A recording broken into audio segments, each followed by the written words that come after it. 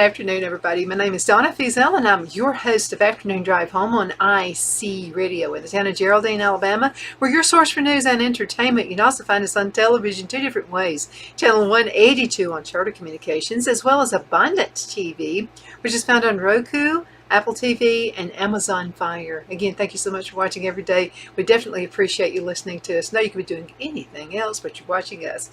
We appreciate that. This show is all about getting information out there to you. You know, some things you just really don't think about, like this one right here. It's 10 ways that are illegal to throw away. There are 10 things that are illegal to throw away. We're going to go over those. How to safely dispose of them instead. You don't want to get in trouble, do you, with EPA? So let's go ahead and go through that. First of all, they say it's household batteries. Well, we get through a lot of batteries here because I have a board that I use for my sounds and little batteries that go inside those. You're not supposed to just throw those in the trash can. So here's what they say. Batteries can be broken down into two broad categories, okay? Single use and rechargeable. I try the rechargeables. Read on for more examples and listen to me, okay? We're going to find out how to do this. Now, the disposable ones, okay, those are the standard alkaline batteries like the AA, AAA, the 9-volt batteries that power your remote control, your flashlights, clocks, and a lot of other common household projects. And with me running the station, these can usually be thrown away in the trash, but make sure you check with local battery recyclers or state solid waste authorities just to be safe, okay? All right, button cells or coin batteries, you'll find those like in calculators and watches and hearing aids, and the car key fobs, you'll find them in those as well. They can contain silver and mercury, and they should not be thrown away in the trash. Well, then what do we do with them? I'm about to show you in just a second. They can be brought into battery recyclers or participating retailers that do provide the battery takeaway services. If you're not sure whether your store actually can dispose of those, just give them a call and find out. Now, a lot of times the person who answers the phone, it may be their first day on the job and they're not for sure about that. So you may want to call and then call again, okay, just to be sure. Now, recyclable, okay, those are the lithium ion and nickel batteries that are most commonly found in cell phones, you know, like you got in your cell phone. That can be on laptop, tablets, digital cameras. I got one in my cameras, power tools, and a lot of the smart toys. These batteries should never be tossed in the trash or placed in the recycle bin, they say. They must be taken to a separate recycling or household hazardous waste, in other words, HHW, collectors centers. Okay, small sealed lead acid batteries are found in emergency devices, security systems, mobility scooters, and other special use items. Those also do need to be taken to the special disposal centers. Now, to find more information about recycling, I want to give you a website to go to. It's Earth 911. Just type in, go to Google, whatever you use for your search, and just type in 911. Simply select the type of battery from the left drop-down menu and then put in your zip code, and you'll find out where you can take those things. Now, note that stores like Staples, Home Depot, and Best Buy do have a battery drop-off program. I don't know if Walmart does or not, but that's something that you can also check on. Now, remember, we're talking about 10 things that are illegal to throw away, okay, in your trash can, and how to safely dispose of those. We talked about those household batteries. Now let's talk about car batteries. I pass by some of your houses and I see batteries just blocked up all over the place. You don't have to do that. You can get rid of them. Car batteries contain lead and acid. Now that's a severe environmental risk to humans and to our little animals. If you replace your battery at an auto shop, they should take the old one and dispose of it for you. This is the law, and in some jurisdictions it varies with your state. And remember, we're in all 50 states now and around the world, so make sure that you know what happens in your state. I'm just telling you what happens in Alabama. This applies to retailers who sell car batteries, even if they don't sell you one or install one for you. Now, check out the big retailers such as AutoZone, Pep Boys, and Advanced Auto Parts, Walmart, and even your local repair shops. they should be able to take your old battery off of your hands. Okay, now let's talk about smartphones and tablets. Unlike old phones, you can't remove the battery from your smartphone or your tablet. Because of this, you can't simply throw it away in the trash, as the batteries can cause fires. So let's dig a little bit more into this. You can trade in your device when purchasing a new one. Most manufacturers will recycle it for free, even if you don't get credit for it. Now, Apple does have a program, so let me go ahead and mention that. I don't know about Android. So let's go ahead and put in the Apple, turn in the device you have into the one you want. So this is what they're doing right now. And they'll give you a little extra money ahead, okay? So it's easy to trade in your eligible device for credit towards your next purchase, or get an Apple gift card. You can use it at any time. If your device isn't eligible for credit, they'll recycle it for free. So no matter what, you're going to get rid of it. No matter the model or condition, they can turn it into something good for you and good for the planet. There are also some programs out there. The Northeast or what is it? Family Services of North Alabama. You can bring old cell phones into them, and because women or men who are abused can use these cell phones even if it's not on a plan, as long as it'll power up.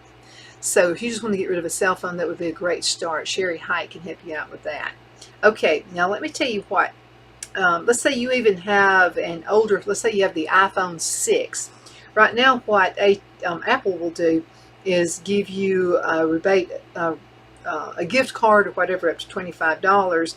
And then the i6 Plus, a little bit more, they'll do $40 on that. Now, if you have the iPhone Pro Max, they'll give you up to $400. And then the Apple 12 Pro Max up to $600. So it varies, going from Apple 6 all the way up to the iPhone 12 Pro. And they will do a trade-in on that. Now, a lot of it depends on the condition of the phone, okay? If it's got cracked screens and it just won't come up, well, then you'll get a lot less money. Just wanted to be upfront with you about that. Okay, now let's see. You can also check out the resource page on Earth 911 for locations that will accept your old phone or tablet. Again, just Google your, or look for your search engine, and that's Earth 911. Now, this is a warning they're giving us right here, okay? Before turning in or recycling your old device, just make sure you do a factory reset. You don't want any old information such as your banking information, passwords, and stuff like that in there. So you can also get instructions for doing that. You can also call on your cell phone. Just call 911. I'm sorry, 611. Excuse me, 611. That's a free call for your cell phone, whoever your carrier is, and they'll be able to tell you what you can do with your cell phone. Okay. All right. Rather than giving away your old device, just find a new use for it, because a lot of times, like I have an old cell phone, and the internet, I can use the internet on it and play music. Like, you can download our app and you'll be able to play music on it as well. Also, you can use these. A lot of the cameras are super good on these cell phones. You can use it if you want to do a video with your kids, your grandkids, or whatever, and you'll be able to do that. Let's see. And let's kind of dig into that just a little bit. Let's see how much time I've got left. Okay, we got plenty of time. Let's see, and you can also turn it into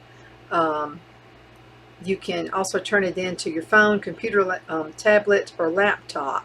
And you can also turn your cell phone or your iPad into a motion type camera. So that's pretty cool to do.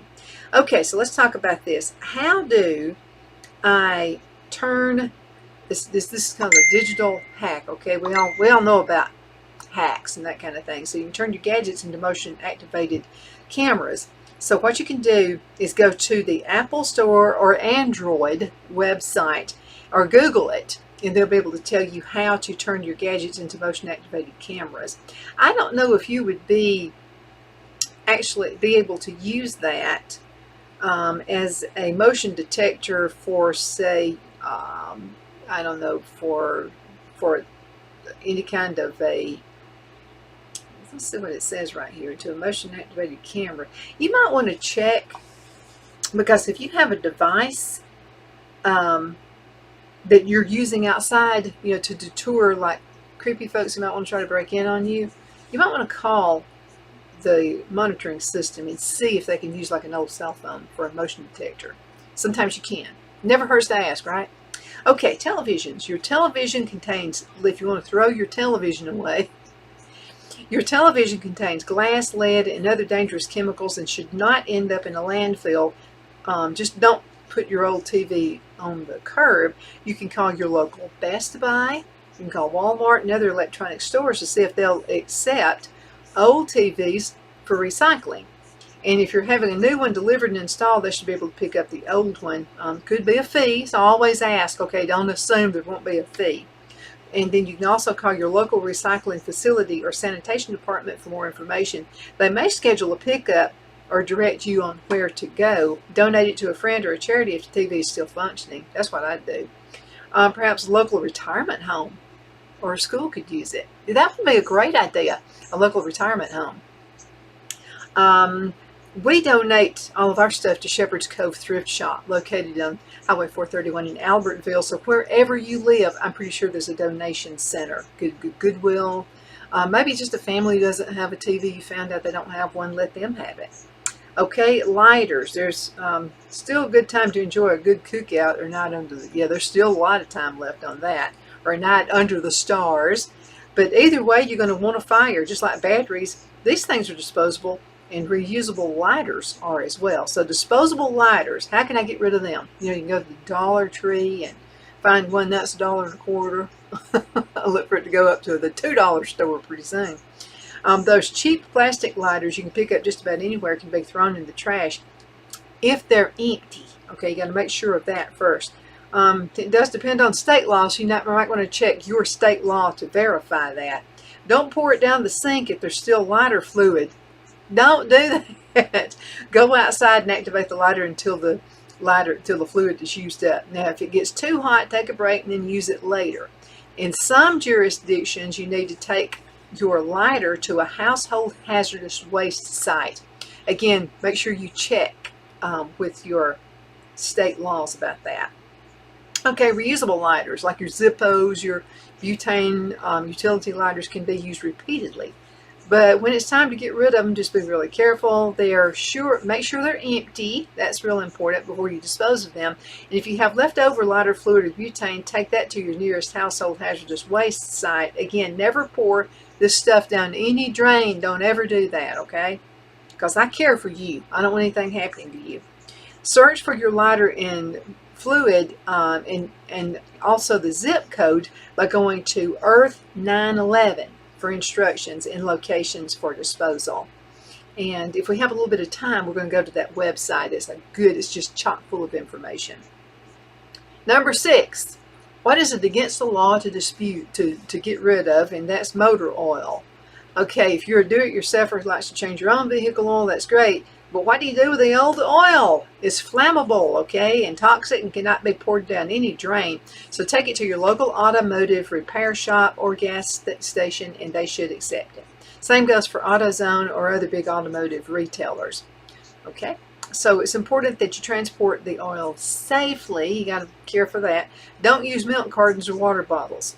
You can use the original containers that the new oil came in, or the container made of polyurethane. Don't use milk cartons. It'd be easy to, like, let's say somebody bumps into you or whatever, and it could cause a little bit of an explosion. So nobody wants oil all over their car to have to clean up. So let's just do it the good way. Okay, did you know it's also against the law to dispose of house paint, just throwing it in the trash can? Don't do that. Redecorating and renovating your house is fine, but leftover paint, which is flammable and toxic, must be disposed of properly. You can leave the can open until it dries and then take it to a recycling center or visit your local HHW facility. Now remember, you can go to HHW and Google that facility, type in your zip code, and you'll be able to find that as well. But I'm going to tell you what, if you've got paint, because paint can get pretty expensive, you can donate that also to Shepherd's Cove Thrift Shop or whoever you'd like to donate it to, and you might be helping a family by doing that. Yeah, especially for the hot colors. Okay, thermometers. Now, your old school glass thermometer likely contains mercury. That's why right there. If you ever break one, you need to hurry up and put that in something and get rid of it like immediately. It's highly toxic to the environment and living things, counting your pets. I mean, what if your dog gets into it? You know, I mean, you got to really, really be careful. Just don't throw it in the trash. And again, be careful not to break it, because that can cause some issues there. Some universities will take old thermometers. It may even give you a newer digital model, and you can check that out also at the local HHW facility. All right, medicine. Okay, this is where it can get testy too. Now, expired medication can be dangerous. Sometimes it can be less potent, so you're better off just getting rid of it. Don't flush pills down the toilet. And don't throw them in the trash. They can get into the water supply and cause all kinds of environmental problems. So the FDA has a full page of resources on what to do with old medication. Some can be safely flushed, while others should be taken to a drug take-back location. And also, let me go ahead and click on this link, because this also gives you a lot of info. And I'll pull the website up. Okay, it's fda.gov and fda.gov. And so there's a link up there that you can the disposal of unused medicines and what you should know. Okay, so the best way to dispose of most types of unused or expired medicines and over-the-counter is to drop the medicine at a drug take-back site location or a program immediately. You can call your CVS, you can call any of those and see if they'll take it back. If you cannot get it to a drug take-back location promptly, there are other things near you in your medicine. You can go to the FDA for a flush list. They'll give that to you. The next best option is immediately flush those potentially dangerous medicines down the toilet. If it's not on the flush list, then you should follow these instructions to discard it in the trash at home. So let's go ahead and look that up just for a second. First of all, mix the medicines with an unappealing substance like dirt, cat litter, or even used coffee grounds. Okay? Place the mixture in a container such as a sealed plastic bag. Now this is if you can throw it away in the trash can, okay? Throw away, you want to break up all this stuff first, and again, mix it with dirt, mix it with sand, that kind of thing. That way no one can take it. Someone could go to the dump and get this stuff and take it, so be really careful. Let's see, throw away the container in your trash at home and delete all personal information on the prescription label. That's extremely important. Of the empty medicine bottles or medicine packaging, then you can trash or recycle the empty bottle or packaging. Again, mix it with dirt, place it in a bag, throw it away, and make sure you scratch away. I'd go on ahead and just get rid of the label. People get your personal information off of that, and I don't want that happening to you. You know how I've fussed about that before. Okay, let's see. Let's talk about what else is it illegal to throw away. Well, there's a few things. We've not made a number of those. Car tires. I'd make a swing out of it. You can make mats. Go to Pinterest.com and type in old tires, how to recycle. You'll come up with all kinds of ways to do that. Car tires contain seat belts that can puncture landfills and contaminate the environment. So when you get your tires changed at a shop, you should take your old ones. There may be a small fee. Always ask for that first. If you have old tires just laying around, most car dealerships and automotive retailers will take them for recycling, though you might have to pay for that service. You can also call your trash service to schedule a pickup. Okay, what can I do with an old printer? We've been asked that before. How many times, the printers are just about disposable nowadays. It's crazy, isn't it? You buy one, the printer we had before the one we have now, it was actually cheaper to buy a new printer than it was to buy the toner that went in them. How crazy is that? Everything is disposable nowadays. So your old printer has served you through the years. It loves you, but it don't want to love you back anymore because you can't get the toner for it anymore. But you're thinking about finally upgrading to a better one. Some of the new printers Even though they're not laser, they look laser. I mean, they're really making them better and also smaller, a little bit more compact now. So just enough room for the paper to go in. That's pretty cool. Remember the first printer I had? Man, that thing was a monster. That thing was huge. The printer still works if you're thinking about giving it to someone who could use it or maybe sell it at a yard sale. But before you dispose of the old printer, you want to think about make sure all of the data has been erased first. Yeah, you didn't know that, did you? Yeah, those things actually save up your data that you've printed off. So it's true. If anything you've ever scanned or printed has been saved to this device. So how do we get rid of all that stuff? Well, we're getting rid of our HP, and this is the question that was asked. So we're getting rid of our HP all-in-one printer and buying a new one. I know printers store a lot of our info. Would like to know how to erase it. Okay, so here's the answer to that.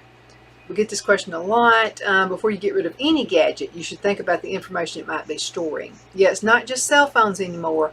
Your printer stores info. It's especially critical to wipe computers, cell phones, and tablets, but other devices that you may not expect can store data, including your printers. So that's a good question right there. Okay, so stand-alone consumer printers don't actually have that much storage space, and your data is wiped when you turn off the unit.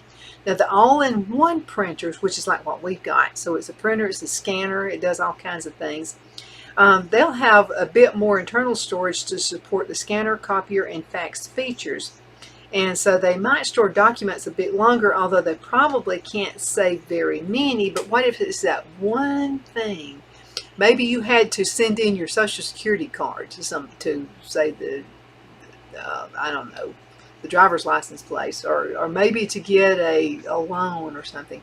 And you had to make a copy of your driver's license. It could still be in your printer. Okay, so they might store documents a bit longer. You probably can't save that many. That means there's less to worry about than the commercial copiers that have hard drives. Okay, tip within a tip. So when it's time to get a new printer, trust this advice.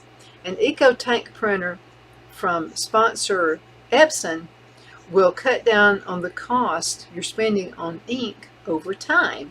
That's another thing you have to think about when you're buying a printer. How much does it cost for the toner? Is it worth it? Do you do a lot of copies? If you do, there are other ideas out there, okay? Let's see. So in cases where the printer dies, you don't need to worry. No hacker is going to be able to pull the memory chip or reconstruct whatever data may be on them, if any. Just make sure to remove any memory cards from the card reader slots before you throw it away. Ours has a little memory card in it too. So you want to take that out. Now, if you're going to donate it to Goodwill or Shepherd's Cove Thrift Shop, again, make sure you take that little card out. They're tiny little chip cards, kind of like that. And they're in a lot of printers that have been going out there for quite a few years. Let's see. Find out how your printer stores data. Now, one clue that your printer is storing data is that it has the ability to reprint documents that you've printed. We've got that. Scanned or copied days or weeks before. Maybe it lets you reorder jobs in the printer queue, or it includes a private printing feature. Yeah, ours actually comes up there and says it's time to reorder toner. That means it's collecting data. If yours does that, it's collecting data. Okay, so private printing is where you send the document, but it doesn't actually print until you send it out, stand on your printer. Okay, now if your printer can do any of these, what you need to turn it off and turn it back on again. Because some people keep their printer on all the time. You need to turn it off and on anyway. That just kind of helps. Because if you store too much data on anything, let's just say I just went on a binge and I turned on the recorder and I am just recording everything, everywhere I go, every time we eat, every time I cook, every time I do everything. And I've just done a huge binge on recording videos on my cell phone. You know what's going to happen? It's going to start getting slower and slower and slower. So that's another reason that you want to turn off your laptop, you want to turn off your cell phone, even your printer. And what it'll do is it'll take away some of that stuff that is stored in there. Okay, and then you want to also unplug the power cord because it's not just turning it off. You got to unplug the power cord as well from the back of your printer. Then you want to unplug the power cord from the wall. Yeah, there's three things you want to do. Turn the power off of the printer, and then you want to unplug the cord from the printer, and then you also want to unplug it from the wall. So there's three things you got to make sure you do, okay? Wait 15 minutes, then plug the power cord back into the wall, and then again to the back of the printer. I'm checking to see what time it is, because you know how it is when I start talking to you, I don't know when to stop. Okay, let's see. If it doesn't turn on automatically, turn on the power button and check and see if your information is still available. If so, you need to do a factory reset. Okay, here's a warning. Aside from the documents, a modern wireless printer connected to your network or a smartphone or a tablet might have stored connection information. You definitely want to make sure that all that's gone, which means either deleting it on the menu settings or initiating a factory reset. Now, the directions for the factory resets vary per manufacturer, okay, and sometimes by printer model, so you'll need to check your manual. If you don't have the manual, get to your manufacturer's website or an online manual site. Just go to, let's say mine's HP, so I'll go to hp.com, and then I'll type in my model number, and then I'll be able to get a PDF file, a PDF file of my manual and how to do a factory reset. It wouldn't hurt to do a factory reset like twice a year anyway. Say like daylight savings time. That would be a good time to do a factory reset on your printer. Okay, and usually the manual will direct you to the appropriate spot in the printer's menu system. Now on an HP, you can look around for the resets menu that lets you do a partial reset, a semi-full reset, or on some models, a full reset. In this case, you want the semi-full reset. This will wipe away any personal information and return basic settings to the default, which is what you want. You don't have to reset the whole thing all over again. You need a printer. They've got a pick for you right here, and that's the Eco Tank. I'm going to check that one out and see what that's all about. So once you got rid of your old printer, you got to buy a new one, and instead it has ink reservoirs you refill from the bottles. Now another thing about toner, we living in Charlotte, North Carolina, there was a grocery store that we used to shop at, and you could do refills. You could buy refills. The only thing is I found that those were bad. I'm just telling you how it is. I have found that those were really bad to leak out, and I also found it didn't seem to last as long. It's just going to a website and actually purchasing, or going to your favorite department store and just purchasing one outright. And another thing that we like to do, we like to buy the long, not the little containers or the little cartridges that only last 30 days, but we do a lot of printing here at the station. So we found that it's actually best to get the one that's double the amount of toner in it. And again, do factory resets periodically. A good time to do factory resets on your printer. You'll find they're also working a lot faster. You ever notice sometimes it's kind of clogged up, it's not working as fast? It's because it just definitely needs a printer reset.